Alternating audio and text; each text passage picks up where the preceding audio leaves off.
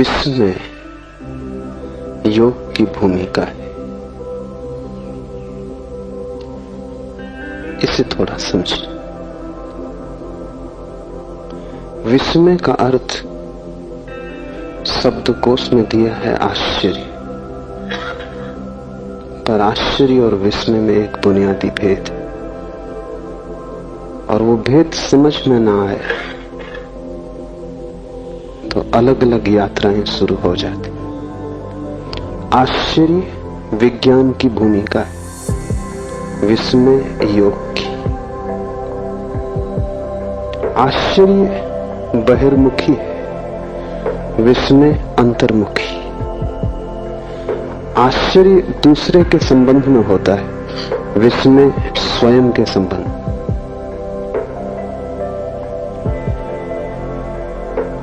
एक बात जिसे हम नहीं समझ पाते, जो हमें अवाक कर जाता है, जिस पर हमारी बुद्धि की पकड़ नहीं बैठती, जो हमसे बड़ा सिद्ध होता है, जिसके सामने हम अनायास ही किम कर्तव्य विमूढ़ हो जाते, जो हमें मिटा जाता है, उससे विस्मय पैदा होता है। लेकिन अगर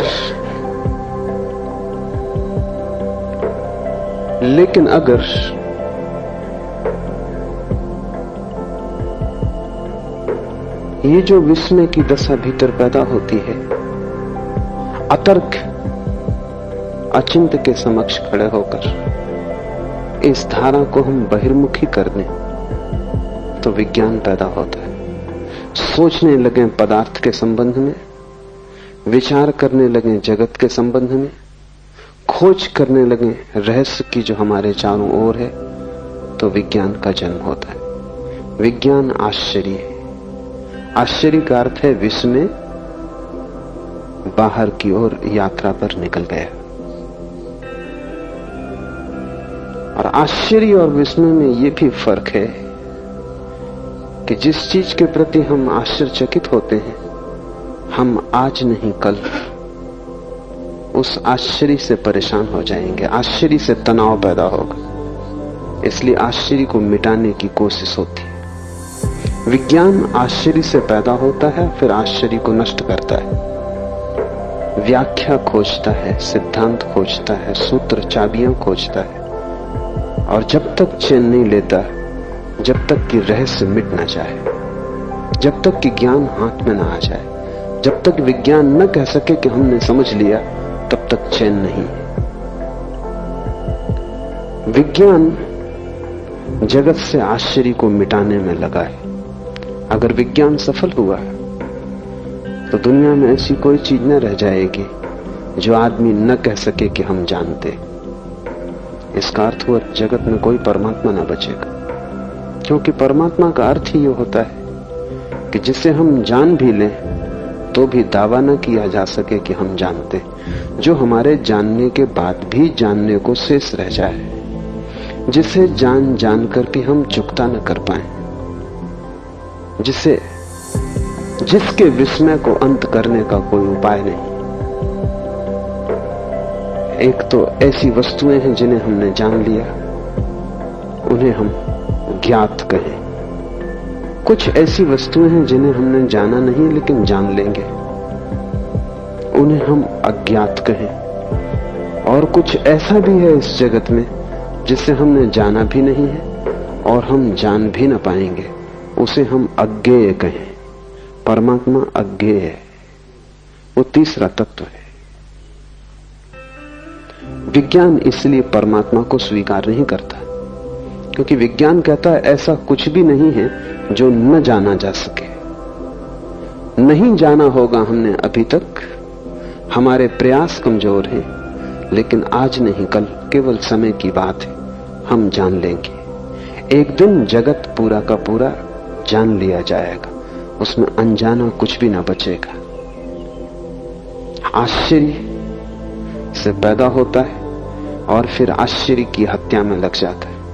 इसलिए विज्ञान को मैं पितृघाती कहता हूं। जिससे पैदा होता है उसे मिटाने में लग जाता है। धर्म बिल्कुल विपरीत है। धर्म भी एक आश्चर्य भाव से पैदा होता है। उस आश्चर्य भाव को शिव सूत्र में विस्मय कहा है। फर्क इतना ही है कि जब किसी स्थिति में आश्चर्य से भर जाता है धार्मिक खोजी, तो वो बाहर की यात्रा पर नहीं जाता, वो स्वयं की यात्रा पर जाता है। जब भी कोई रहस्य उसे घेर लेता है तो वो सोचता है मैं जानूं कि मैं कौन। रहस्य अंतर्मुखी बन जाए, यात्रा खोज भीतर चलने लगे, पदार्थ की तरफ नहीं स्व की तरफ मेरी खोज उन्मुख हो जाए, मेरा संधान पहले उसे जानने में लग जाए कि मैं कौन हूं, तो विस्मय। और दूसरी बात समझ लेनी जरूरी है कि विस्मय कभी भी चुकता नहीं। जितना ही हम जानते हैं उतना ही बढ़ता है। इसलिए विस्मय एक विरोधाभास है, क्योंकि जानने से विस्मय नष्ट होना चाहिए। लेकिन बुद्ध या कृष्ण या शिव या जीसस, उनका विस्मय नष्ट नहीं होता। जिस दिन वे परम ज्ञान को उपलब्ध होते हैं उसी दिन उनका विस्मय भी परम होता है। उस दिन वे ऐसा नहीं कहते हमने सब जान लिया, उस दिन वे ऐसा कहते हैं कि सब जानकर भी सब जानने को शेष रह गया। उपनिषदों ने कहा है पूर्ण से पूर्ण निकाल लिया जाए तो भी पीछे पूर्ण शेष रह जाता है। सब जान लिया जाए तो भी सब जानने को शेष रह जाता है। इसलिए धार्मिक ज्ञान अहंकार का जन्म नहीं बनता है, वैज्ञानिक ज्ञान अहंकार का जन्म बनेगा। धार्मिक ज्ञान में तुम जानने वाले कभी भी ना बनोगे, तुम सदा विनम्र रहोगे, और जितना तुम जानते जाओगे उतनी ही तुम्हें प्रतीति होगी कि मैं कुछ भी नहीं जानता हूं। परम ज्ञान के क्षण में तुम कह सकोगे मेरा कोई भी ज्ञान नहीं। परम ज्ञान के क्षण में ये पूरा अस्तित्व विस्मय हो जाएगा। विज्ञान अगर सफल हो तो सारा जगत ज्ञात हो जाएगा, धर्म अगर सफल हो तो सारा जगत अज्ञात हो जाएगा। विज्ञान अगर सफल हो तो तुम जानने वाले अस्मिता से भर जाओगे और सारा जगत साधारण हो जाएगा, क्योंकि जहां विस्मय नहीं है वहां सब साधारण हो जाता है। जहां रहस्य नहीं है वहां सारी आत्मा खो जाती है। जहां रहस्य का और उपाय नहीं है वहां आगे की यात्रा बंद हो जाती है। जहां जिज्ञासा पूरी हो गई, कुतूहल समाप्त हो गया। अगर विज्ञान जीता तो जगत में ऐसी ऊब पैदा होगी जैसी ऊब कभी भी पैदा नहीं हुई थी। इसलिए अगर पश्चिम में लोग ज्यादा ऊब से भरे हैं, बोर्डम से भरे हैं, तो उसका मौलिक कारण विज्ञान है, क्योंकि लोगों के विस्मय की क्षमता कटती जा रही है। लोग किसी भी चीज से चकित नहीं होते, चकित होना ही भूल गए। अगर तुम उनके सामने कुछ ऐसा सवाल भी रखो जो उलझाने वाला है तो भी वो कहेंगे कि सुलझ जाएगा, क्योंकि मौलिक रूप से ऐसी कोई भी वस्तु नहीं है विज्ञान की दृष्टि में जो अज्ञात सदा के लिए रह जाए। हम पर्दे उघाड़ ही लेंगे, लेकिन धर्म की यात्रा बड़ी उल्टी। जितने हम पर्दे उखाड़ते हैं पाते हैं रहस्य उतना सघन होता जाता है। जितने हम करीब आते हैं उतना ही पता चलता है कि जानना बहुत मुश्किल है। और जिस दिन हम परमात्मा के ठीक केंद्र में प्रवेश कर जाते हैं उस दिन सभी कुछ रहस्यपूर्ण हो जाता है। बुद्ध के लिए आकाश के तारे ही रहस्यपूर्ण नहीं है, जमीन पर पड़े कंकड़ पत्थर भी आश्चर्यपूर्ण हो गए हैं। बुद्ध के लिए ये विराट ही रहस्य में नहीं है, क्षुद्र से क्षुद्र घटना भी रहस्यपूर्ण हो गई। एक बीज का जमीन से अंकुरित होना भी उतना ही रहस्यपूर्ण है जितना इस पूरी सृष्टि का जन्म। तो जैसे जैसे विस्मय घना होगा वैसे वैसे तुम्हारी आंखें छोटे बच्चे की तरह होती जाएंगी, क्योंकि छोटे बच्चे के लिए सभी कुछ विस्मय होता है। छोटे बच्चे को चलते देखो, वो रास्ते पे जा रहा, हर चीज उसे चौंकाती है। एक रंगीन पत्थर उसे कोहिनूर मालूम होता है। तुम हंसते हो क्योंकि तुम ज्ञाता हो, तुम जानते हो ये रंगीन पत्थर है। पागल मत हो, ये कोहिनूर नहीं है, लेकिन छोटा बच्चा उस पत्थर को खीसे में रख लेना चाहता है। तुम कहोगे वजन मत ढो, और गंदा पत्थर है, कीचड़ में पड़ा है, फेंक इसे। लेकिन बच्चा उसे पकड़ता है क्योंकि तुम बच्चे को नहीं समझ पा रहे। बच्चे के लिए विस्मय, ये रंगीन पत्थर किसी कोहिनूर से कम कीमती नहीं। कीमत विस्मय की है, पत्थरों की थोड़ी कोई कीमत होती। एक तितली भी उसे इतना सम्मोहित कर लेती है जितना परमात्मा भी तुम्हें मिल जाए तो सम्मोहित नहीं करेगा। वो तितली के पीछे दौड़ना शुरू कर देता है। एक छोटे बच्चे की जैसी निर्मल दशा है, ऐसे विस्मय की परम स्थिति में, बुद्धत्व की स्थिति में किसी भी व्यक्ति की हो जाती। इसलिए जीसस ने कहा है कि जो छोटे बच्चों की तरह सरल होंगे वे ही केवल मेरे प्रभु के राज्य में प्रवेश कर सकेंगे। जीसस ने वही कहा है जो शिव इस सूत्र में कह रहे हैं, विस्मयो योग भूमिका। विस्मय योग का प्रथम चरण है।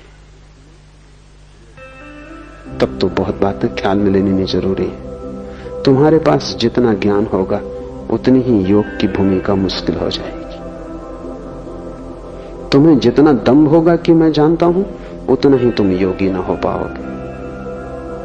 जितने शास्त्र तुम्हारे चित्त पर भारी होंगे उतना ही तुम्हारा विस्मय नष्ट हो गया। एक पंडित को पूछो परमात्मा के संबंध में तो वो ऐसे उत्तर देता है जैसे परमात्मा कोई उत्तर देने की बात हो, जैसे कि कोई उत्तर दिया जा सकता हो। पंडित को पूछो, उसके पास उत्तर रेडीमेड है। तुमने पूछा भी नहीं था, उसके पास उत्तर तैयार था। परमात्मा भी उसे अवाक नहीं करता है, उसके पास सूत्र सब निश्चित है, वो तत्क्षण समझा देता है। लेकिन बुद्ध के पास जाओ, पूछो परमात्मा के संबंध में, बुद्ध चुप रह जाते। शायद तुम यही सोच के लौट आओगे, बहुत से पंडित बुद्ध के पास से यही सोच के लौट गए कि ये आदमी चुप रह गया, इसका मतलब है इसे पता नहीं। और ये आदमी इसलिए चुप रह गया कि विस्मय तो द्वार है। तुम अगर थोड़े समझदार होते तो तुम रुक गए होते इस आदमी के पास जिसने उत्तर नहीं दिया, और तुमने इस आदमी को समझने की कोशिश की होती, इसकी आंखों में झांका होता, इसके सत्संग में, इसकी सन्निधि में तुम रहे होते, क्योंकि इसे कुछ स्वाद मिल गया है और वो स्वाद इतना बड़ा है कि शब्द उसे कह नहीं सकते, और इसे कोई ऐसा दर्शन हुआ है जो उत्तर नहीं बनाया जा सकता। प्रश्न और उत्तर स्कूली बच्चों की बातें, तुम्हारा प्रश्न ही बेहुदा है। परमात्मा के संबंध में कोई प्रश्न नहीं पूछ सकता।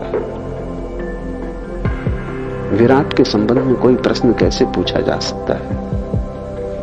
विराट के संबंध में तो प्रश्न उत्तर दोनों गिर जाते। तुम्हारा प्रश्न क्षुद्र है, इसलिए बुद्ध चुप रह गए। लेकिन तुम शायद ये सोच के लौटोगे कि इस आदमी को पता होता तो जवाब देता। इसने जवाब नहीं दिया, इसे पता नहीं। तुम पंडित को पहचानते हो क्योंकि तुम्हारा सिर भी शब्दों से भरा है। तुम ज्ञानी को न पहचान पाओगे क्योंकि ज्ञानी विस्मय से भरा है और तुम्हारा विस्मय नष्ट हो गया है। जगत में बड़ी से बड़ी दुर्घटना है और वो है विस्मय का नष्ट हो जाना। जिस दिन तुम्हारा विस्मय नष्ट होता है उसी दिन तुम्हारे छुटकारे का उपाय मुश्किल हो गया। जिस दिन तुम्हारा विस्मय नष्ट हुआ उसी दिन तुम्हारा बाल हृदय मर गया, जड़ हो गया, तुम बूढ़े हो गए। क्या अब भी तुम चौंकते हो? क्या जीवन तुम्हें प्रश्न बनता है? क्या चारों तरफ से पक्षियों की आवाजें, झरनों का शोरगुल, हवाओं का वृक्षों से गुजरना तुम्हारे लिए किसी पुलक से भर जाता है? तुम आह्लादित हो जाते हो? तुम जीवन को चारों तरफ देखकर अवाक होते हो? नहीं, क्योंकि तुम्हें सब पता है कि पक्षियों की आवाज है, कि शोरगुल हवाओं का वृक्षों में, तुम्हारे पास हर चीज के उत्तर है। उत्तरों ने तुम्हें मार डाला है। तुम ज्ञान के पहले ज्ञानी हो गए हो। विस्मयो योग भूमिका। और जो व्यक्ति योग में प्रवेश करना चाहे, विस्मय उसके लिए द्वार है। अपने बचपन को वापस लौटाओ, फिर से पूछो, फिर से कुतूहल करो, फिर से जिज्ञासा जगाओ, तो तुम्हारे भीतर जहां जहां जीवन के स्रोत सूख गए हैं फिर हरे हो जाएंगे। जहां जहां पत्थर अड़ गए हैं वहां वहां झरना फिर प्रकट हो जाएगा। तुम फिर से आंख खोलो और चारों तरफ देखो, सब उत्तर झूठे हैं, क्योंकि सब तुम्हारे उत्तर उधार हैं। तुमने खुद कुछ भी नहीं जाना है, लेकिन तुम उधार ज्ञान से ऐसे भर गए हो कि तुम्हें प्रतीति होती है कि मैंने जान लिया। विस्मय को जगाओ। तुम्हारे आसन प्राणायाम से कुछ भी ना होगा जब तक विस्मय ना जग जाए, क्योंकि आसन प्राणायाम सब शरीर के। ठीक है, शरीर शुद्धि होगी, शरीर स्वस्थ होगा, लेकिन शरीर की शुद्धि या शरीर का स्वास्थ्य तुम्हें कोई परमात्मा से न मिला देगा। विस्मय मन की शुद्धि है। विस्मय का अर्थ है मन सभी उत्तरों से मुक्त हो गया। विस्मय का अर्थ है तुमने हटा दिया उत्तरों का कचरा, तुम्हारा प्रश्न फिर नया और ताजा हो गया और तुमने अपने अज्ञान को समझा। विस्मय का अर्थ है मुझे पता नहीं। पांडित्य का अर्थ है मुझे पता है। जितना तुम्हें पता है उतने ही तुम गलत हो। जब तुम सरल भाव से कहते हो मुझे कुछ भी पता नहीं, सारा जगत अज्ञात है, जो भी मुझे पता है वो भी काम चलाऊ है, मैंने अभी कुछ भी नहीं जाना है। ऐसी प्रतीति जितनी गहरी तुम्हारे हृदय में बैठ जाएगी, तुमने योग का पहला कदम उठाया। फिर दूसरे कदम आसान, लेकिन अगर पहला कदम ही चूक जाए तो फिर तुम कितनी ही यात्रा करो उससे कुछ हल नहीं होता, क्योंकि जिसका पहला कदम गलत पड़ा वो मंजिल पे नहीं पहुंच सकेगा। पहला कदम जिसका सही है उसकी आधी यात्रा पूरी हो गई। और विश्व में पहला कदम, थोड़ा गौर से देखो, तुम्हारे पास ज्ञान है। तुम भी थोड़े गौर से देखोगे तो समझ लोगे ज्ञान नहीं, सब कचरा है, इकट्ठा कर लिया है शास्त्र से, गुरुओं से, संतों से, और उसे तुम बहुमूल्य थाती की तरह संजोए बैठे। उसने तुम्हें कुछ भी नहीं दिया, सिर्फ तुम्हारे विस्मय की हत्या कर दी। तुम्हारा विस्मय तड़फ रहा है, मरा हुआ पड़ा है। अब तुम चौंकते नहीं, अब तुम्हें कोई भी चीज चौंकाती नहीं। एक ईसाई फकीर हुआ, एक हाट, उसने एक बड़ी अनूठी बात कही। उसने कहा संत वो है जिससे हर चीज चौंकाती, हर चीज, छोटी छोटी घटनाएं जिसे चौंका देती। पानी में पत्थर गिरता है, आवाज होती, लहरें उठती, संत को चौंका देती। ये इतना विस्मयपूर्ण है, इतना रहस्यपूर्ण है। संत श्वास लेता है, जीता है, ये भी काफी चौंकाने वाला है। एक हाट रोज सुबह की प्रार्थना में परमात्मा को कहता था, आज फिर सुबह हुई, आज फिर सूरज उगा, तेरी लीला अपार है। न उगता तो क्या करते, क्या उपाय था? आदमी बेबस है। एक हाट कहता, आज सांस आती है, कल ना आए, क्या करूंगा? तुम सांस ले तो ना सकोगे, सांस तुम्हारे बस में तो नहीं है। इतने पास है श्वास, फिर भी तुम उसके मालिक नहीं हो। गई बाहर और न लौटी तो नहीं लौटेगी। इतने पास जो है उसके भी हम ज्ञाता और मालिक नहीं है।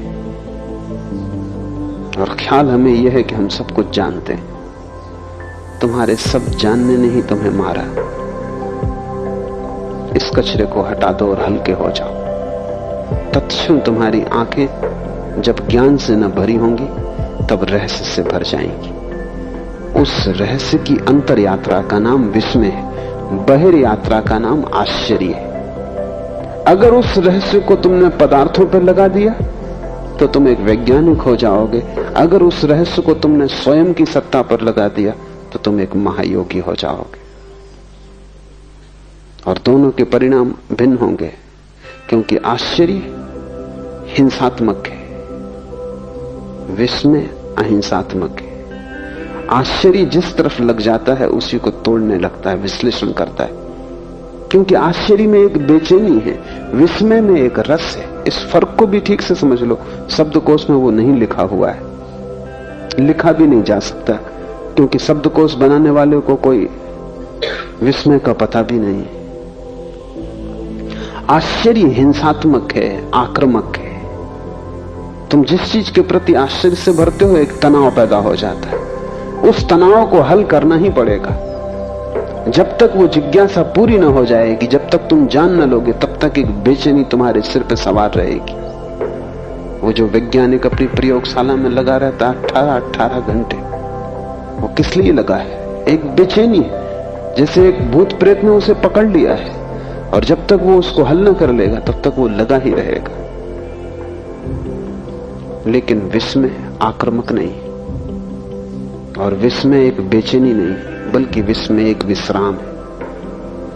जब कोई व्यक्ति विस्मय से भरता है तो एकदम विश्राम से भर जाता है। विस्मय को मिटाना नहीं है, विस्मय को पीना है, विस्मय का स्वाद लेना है, विस्मय में लीन हो जाना है, एक हो जाना है।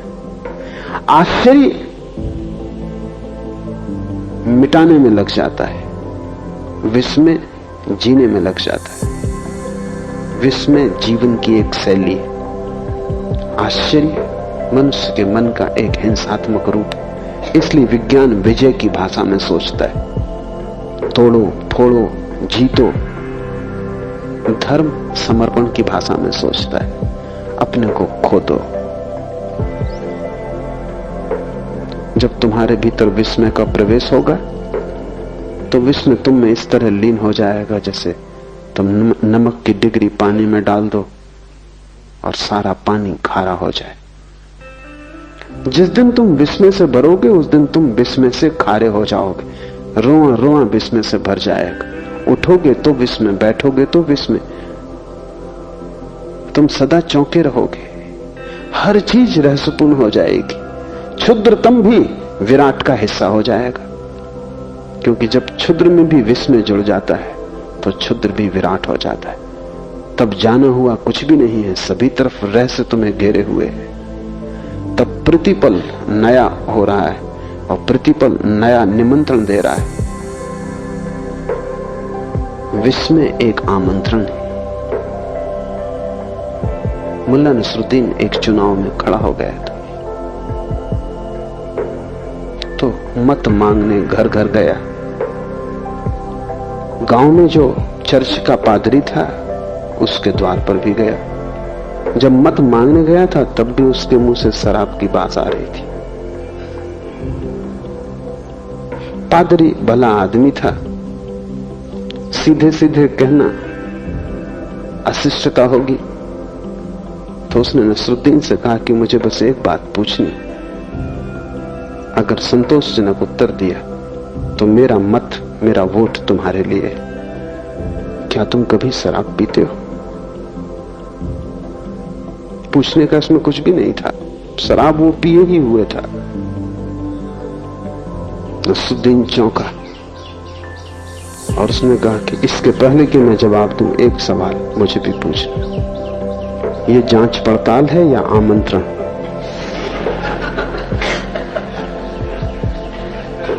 Is this an inquiry or an invitation?